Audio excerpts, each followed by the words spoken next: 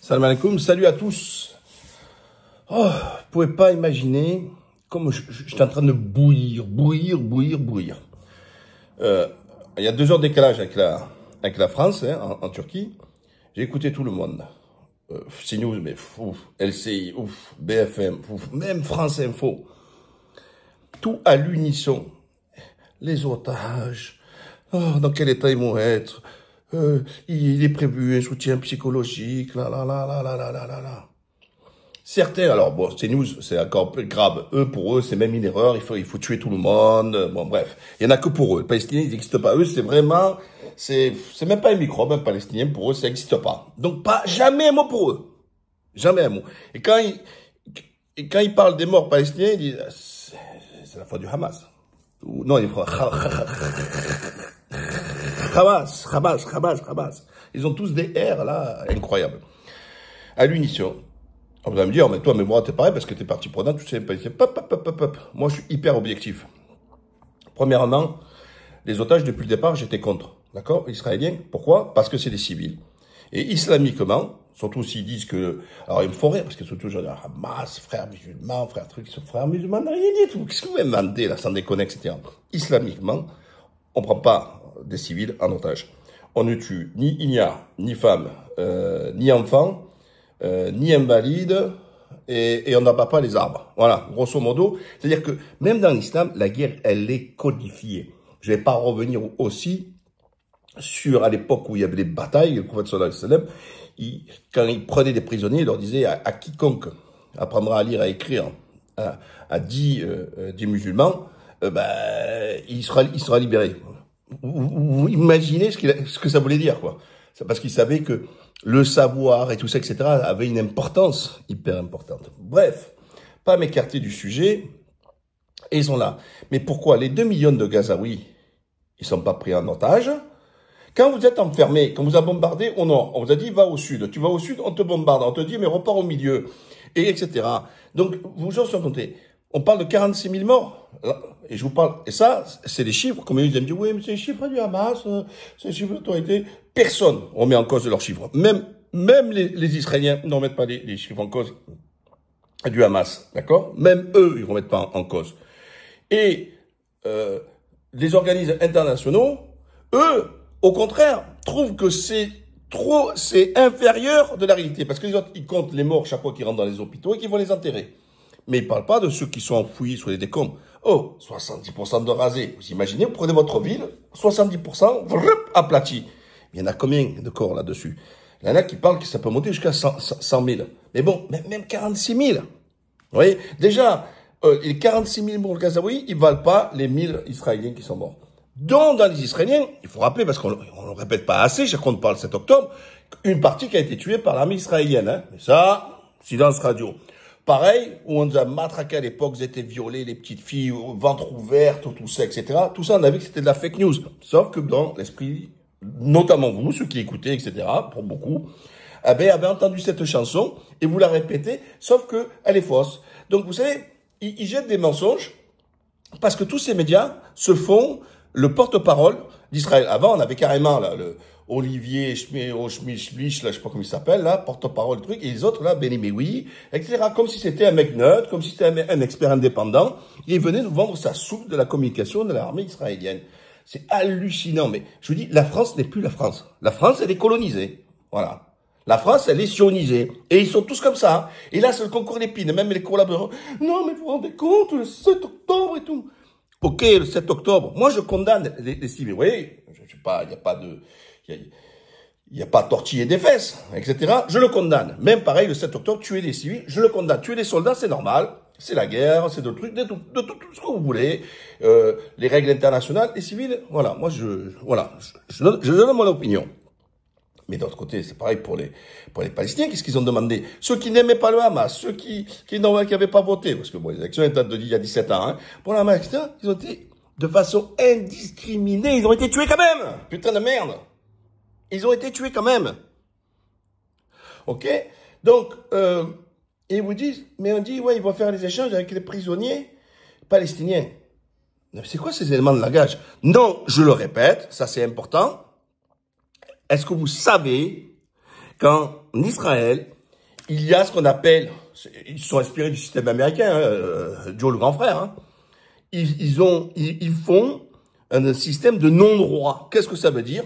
Arrestation arbitraire. Qu'est-ce que veut dire arrestation arbitraire? On prend, je t'embarque. Allez, hop. Torture arbitraire. Le Guantanamo, l'Abu Ghraib en Irak, ça se passe en Israël. Des tonnes de reportages, des tonnes de preuves, des tonnes de témoignages nous montrent qu'ils torturent à gogo. Eux, qui sont fiers de mettre les gens menottés par terre comme de la merde, les mettre dans des camions, comme du bétail, comme traité comme de la merde. Torture.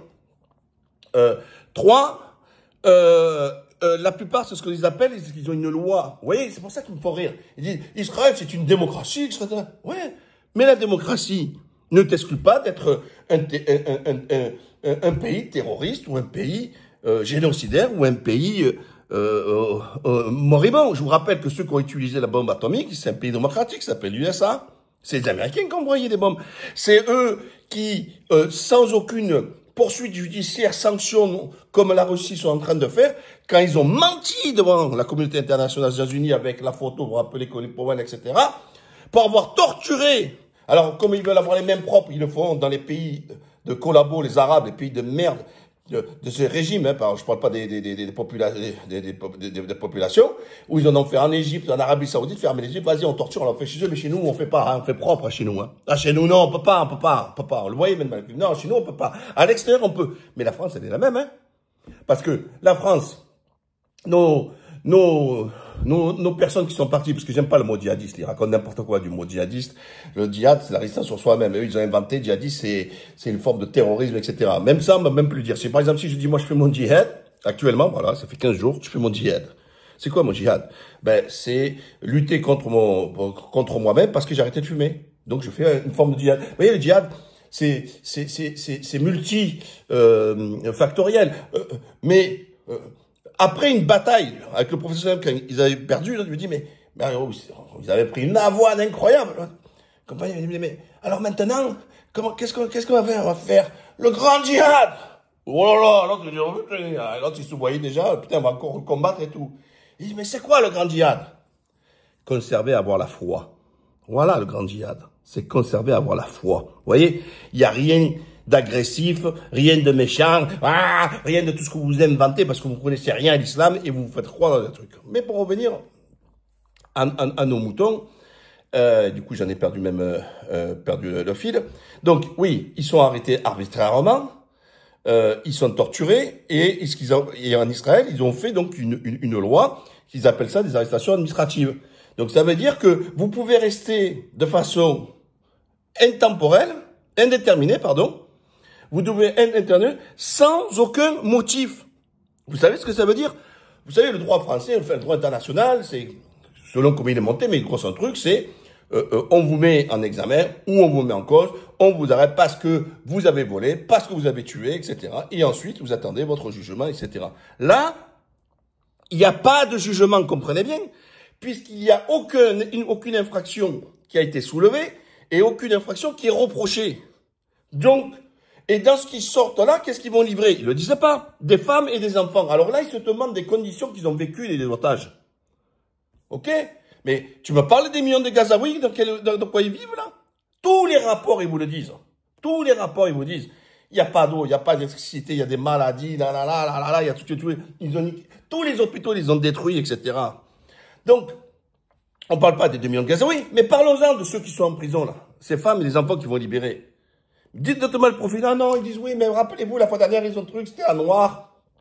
Après, voyez ce qu'il a fait. Non, là, c'est des femmes et des enfants palestiniens. Mais explique-moi, on en a des tonnes de vidéos, on voit en Cisjordanie, pas forcément à Gaza, où des gamins sont arrêtés, menottés, des gamins de 10 ans, 9 ans, 8 ans. Ça va en prison là-bas. Mais ça, on vous le montre pas. D'accord? Donc, il y a toutes ces rations. Donc, et aucun mot sur, donc, moi, j'ai une pensée, certes, pour ceux les otages israéliens qui vont être libérés, et tant mieux, j'espère qu'il y en a un maximum qui sont en vie, mais j'ai mes pensées aussi pour ces Palestiniens, les 2 millions qui restent encore à Gaza, enfermés là-bas, hein, pris en otage dans les taux, et c'est pas une guerre, c'est entre deux nations, entre deux groupes armés, etc. Mais là, c'est un qui est armé et un qui subit. Il n'y a pas de guerre. Il n'y a pas de guerre. Il y en a un qui a un bouclier et l'autre, il a les bombes. Quand je dis bouclier, il se met comme ça, il se planque, hein, parce qu'il n'y a pas de bouclier pour ça. Parce que là aussi, quand ils parlent à l'extrême, ils ont là-bas des trucs pour les bunkers, ils ont des endroits, etc., pour se planquer, à moins la sirène, hop, hop, les sirènes, etc. Et puis, ils ont donc des abris. Mais eux, ils n'ont pas d'abri. Ils prennent cher dans le truc. Et puis, ils n'ont pas le dôme de fer. Ils n'ont pas le truc, les protections. Parce que tout ce qu'ils envoient à 99,99, il y a un qui passe, c'est tout qui est détruit, etc. Parce qu'ils ont mais eux, les Palestiniens, ils ont quoi? Ils ont que dalle. Ils ont rien du tout.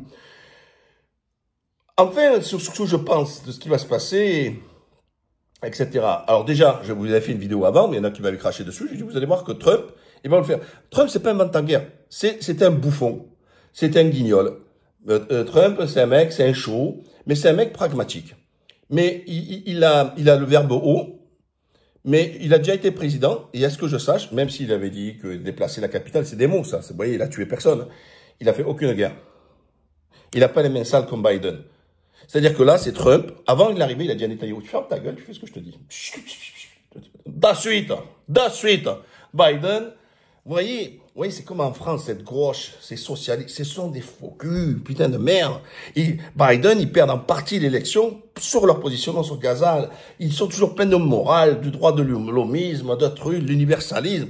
Et ils ont filé à coups de milliards les bombes pour tuer les Palestiniens. Et chaque fois, ils disaient, mais attention, hein, la ligne rouge, on touche pas à Jaffa, c'est la ligne rouge, attention, esprit, il lui mettait, tiens pour ta ligne rouge. Il dit, là-bas, tiens pour ta ligne encore rouge. Il lui a donné. Trump, il dit, oh, chut, oh, piqué, oh, je rentre là, moi, dimanche, on me met, t'arrêtes.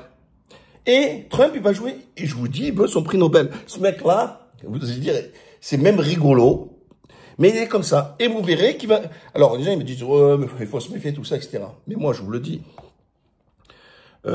s'il n'y a pas un État palestinien, mais on va répéter ça tant qu'il n'y aura pas un État palestinien. Il faut cet État palestinien. Parce qu'ils sont tous là, la bouche au cœur, il le faut. Ah, mais il faut le faire maintenant. C'est maintenant qu'il faut le faire. Parce que si c'est pour encore envoyer des milliards, reconstruire, pour que les autres, ils aillent détruire encore derrière et tuer des Palestiniens, les Palestiniens, ils aspirent à une seule chose, la liberté. OK? Donc, il y a eu des propositions dans ce sens avec une communauté internationale. Moi, je suis pour qu'il y ait un collectif de pays arabes, avec les Turcs aussi, parce qu'il y a le savoir-faire et au niveau militaire, qu'ils assurent la sécurité de l'ensemble, la Cisjordanie. Vous voyez, parce qu'on n'en parle pas, la Cisjordanie. Ils se bouffent le froid. Vous vous rappelez quand j'y étais il y a 2 ans? Je vous avais filmé, je vous avais dit. Je vous avais dit qu'il y a un problème. Parce que les corrompus du Fatah, vous savez, moi je suis ni Fatah Hamas, comme ça c'est réglé, parce que les autres sont là, ouais, alors c'est de balade, Hamas. Non, moi je suis ni Fatah ni Hamas. Les deux, il faut qu'ils dégagent. D'accord? Les deux doivent dégager. On doit sortir des nouvelles têtes, laisser un peu de la jeunesse, ou des anciens comme Barzouki, qui est en prison depuis un peu près. Il a mangé, il sait ce que là. Et vous savez, il a mangé des geôles, et que s'il y a une dynamique de paix, il va pouvoir construire, etc. Bien sûr, pas avec Netanyahou, il est pas fiable. Il est pas fiable, c'est un traître. Du jour au lendemain, vous retournez, vous avez mis un coup de poignard. Donc c'est pas un mec de parole. Donc d'un côté, il faut pas Netanyahou, et de l'autre côté, il faut ni Fatah ni Hamas. Il faut que, là, refaire le territoire dans la Palestine, sécuriser tout ça, commencer à reconstruire sur la partie de Gaza, remettre cet espace, et au lieu de mettre comme la finule dans le sud du Liban, là-bas, c'est de mettre une coalition internationale de pays musulmans qui sont reconnus par les Palestiniens. Voilà, c'est que comme ça que le truc. Et en même temps, ça va sécuriser, ça va sécuriser à l'intérieur, ça va sécuriser à l'extérieur, et ça va entre plus pour Israël. De se dire que voilà, d'autre côté c'est contrôlé et interdire à l'armée israélienne, pas comme en Cisjordanie, de circuler, faire ce qu'elle veut. Non, terminé, tu rentres pas, et c'est eux qui gèrent la sécurité là-dessus. Remettre tout ça en place, lorsqu'ils vont sentir que c'est prêt, tout ça et compagnie, lancer, il faut une diversité de partis politiques, tout ça, etc., des élections, sans aucune pression, en toute la liberté, et qu'ils choisissent par eux pour déterminer leur truc. Vous voyez, voilà. Alors ça a l'air simple ce que je veux dire, mais il faut le faire, il faut du temps. Mais sans reconstruire, sans État, je comprends pas. On va recommencer, etc. En même temps, il faut que, moi je pense que dans le gouvernement de malades mentaux qu'il y a chez Netanyahou, et Netanyahou il n'en doit pas, ils vont essayer de provoquer. Ils vont pas respecter ce cessez-le-feu comme là. Ils annoncent le cessez-le-feu, ils ont tué 100 personnes, franchement. Normal que les outils ont répondu de l'autre côté. Mais de l'autre côté, c'est-à-dire à partir de demain, à partir de cessez-le-feu, la parole, la calma, il faut respecter sa parole. Il faut, d'un côté, que ce soit pour le Hamas, que ce soit pour qu'ils appellent ça les proxys, les outils, enfin, il y a que parce que les autres, ils sont tous couchés, hein. Enfin, tous les gens qui attaquent, même, respecter. La parole doit être respectée. Et les autres côtés, il va y avoir des provocations. Il faut surtout pas réagir, parce que les autres vont s'en servir, parce qu'il va vous retaper dessus. Il attend que ça. Parce qu'il a été contraint, hein, il lui a mis l'autre couteau sur la gorge, il lui a dit, tu vas faire ça. Et donc, du coup, il va attendre les erreurs. Et il faut pas donner à manger que Trump, il va faire comme lui. Il dit, ah bah ouais, il faut tout nettoyer maintenant, etc. Non, non. Il faut faire en sorte de maintenir. Et vous inquiétez pas, ils vont comprendre que la paix et tout ce que vous voulez, la sécurité israélienne, ça ne passe pas que la création d'un État palestinien. Voilà. Ceux qui vous disent le contraire, c'est que ils sont dans la négation du peuple palestinien et dans la haine de l'Israélien. Parce que si tu veux même le bien des Israéliens, il faut un État palestinien. Vous voyez, même les plus gros, comme ça, non. Et ceux qui sont contre l'État, c'est les ennemis des Israéliens. Comprenez-les bien. Vous serez jamais en sécurité. Et d'ailleurs, avant même le 7 octobre et tout ça, il y en a plein, moi, des juifs qui me disaient ça. Il m'a dit, Mourad, mais moi, nous, on veut ni paix, ni rien du tout. J'ai dit, mais pourquoi? Il m'a dit, mais imagine, t'as la paix, t'es tranquille. Tu vas relâcher. Là, tout le monde fait le service militaire, c'est 2 ans ou 3 ans. Tout le monde est des trucs, tout le monde est sur le qui-vive. Mais si tu fais une paix, tu vas commencer à te ramollir, tu vas commencer à enlever le service militaire, tu vas commencer les trucs, parce que tu n'as plus besoin, comme les autres États y font, comme en France ou ailleurs, on a le service militaire et tout. Et il m'a dit, et c'est là où tu vas te fragiliser, et le jour au lendemain, n'importe qui, parce qu'il parle de la guerre des 6 jours, ouais, une union de pareil, ils peuvent venir, ils peuvent venir. Donc, ça existe, cette pensée-là. Elle existe, hein, faut pas le dire. Donc, il y a une partie, qui est paranoïaque, il faut le dire, hein, une partie qui est paranoïaque, qui est certaine. Bon, après, c'est l'histoire c'est l'avenir qui nous le dira s'ils ont tort ou raison, sinon.